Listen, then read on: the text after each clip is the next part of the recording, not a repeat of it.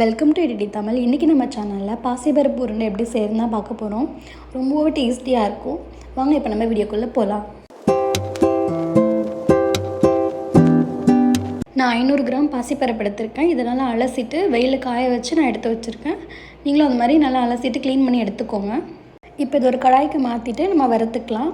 நான் இது 2 பேட்சாக பிரித்து வறுத்துருக்கேன். உங்களுக்கு வேணும்னா நீங்கள் ஒன்றாவே ஃபுல்லாக சேர்த்துட்டு நீங்கள் வறுத்துக்கலாம்.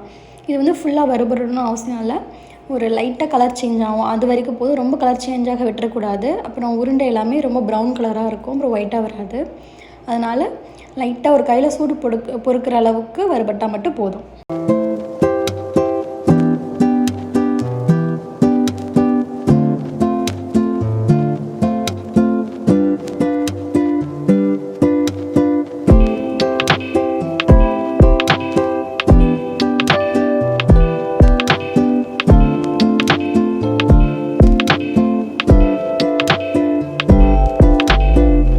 இப்போ இது ஒரு பிளேட்டுக்கு மாற்றிட்டு ஆற விட்டுருங்க. இது ஒரு பக்கம் இருக்கட்டும்.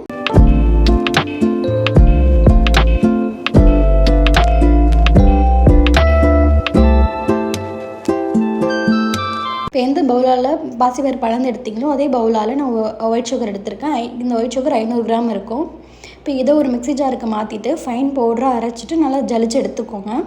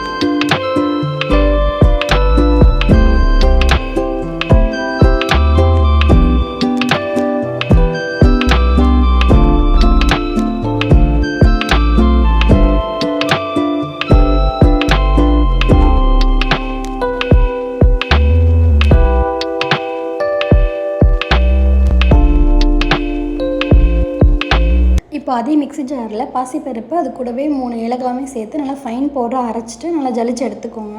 இப்போ சுகரு அப்புறம் பாசிப்பருப்பு 2த்தையும் அரைச்சதுக்கப்புறம் ஒன்றா மிக்ஸ் பண்ணிக்கோங்க. நல்லா கை வச்சு மிக்ஸ் பண்ணிக்கோங்க, இல்லை ஸ்பூன் வச்சு எப்படி வேணாலும் மிக்ஸ் பண்ணிக்கலாம். மிக்ஸ் பண்ணி எடுத்து வச்சுக்கோங்க.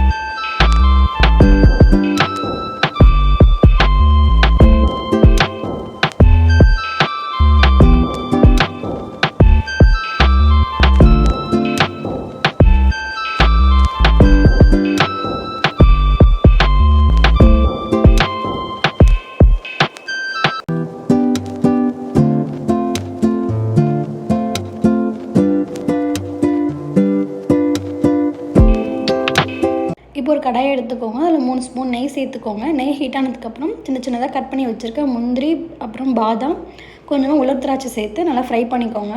ஃப்ரை ஆனதுக்கப்புறம் இது அந்த அரைச்சி வச்சுருக்க அந்த மாவு கூட மிக்ஸ் பண்ணிக்கோங்க. ஃபஸ்ட்டு ஸ்பூன் வச்சு மிக்ஸ் பண்ணிவிட்டு அதுக்கப்புறம் கை வச்சு நல்லா மிக்ஸ் பண்ணிக்கோங்க. நெக்ஸ்ட்டு திரும்பி அதே கடாயில் இன்னும் கொஞ்சம் நெய் ஆட் பண்ணி ஹீட் பண்ணிவிட்டு கொஞ்சம் கொஞ்சமாக அந்த மாவில் நெய் சேர்த்து உருண்டை பிடிக்க ஆரம்பிக்கணும். கை சூடு பொறுக்கிற அளவுக்கு அந்த ஹீட் இருந்தால் போதும். அந்த சூட்டில் தான் நம்ம உருண்டை பிடிக்கும் போது நல்லா நமக்கு அழகாக உருண்டை அந்த ஷேப் கிடைக்கும் நமக்கு. இதே மாதிரி எல்லா மாவுலேயும் கொஞ்சம் கொஞ்சமாக நெய் சேர்த்து உருண்டை பிடிச்சி எடுத்து வச்சுக்கோங்க.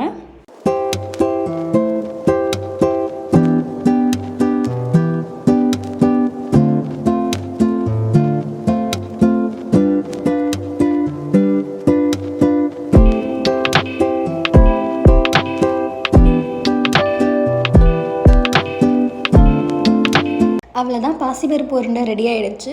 இதை நீங்கள் ஹெல்த்தியாக ட்ரை பண்ணணும்னு ஆசைப்பட்டிங்கன்னா முழு பச்சை பயிர்லேயும் செய்யலாம். ஒயிட் சுகருக்கு பதில் நாட்டு சக்கரை சேர்த்து நீங்கள் செஞ்சீங்கன்னா இன்னமும் டேஸ்டியாக இருக்கும், ரொம்ப ஹெல்த்தியாகவும் இருக்கும்.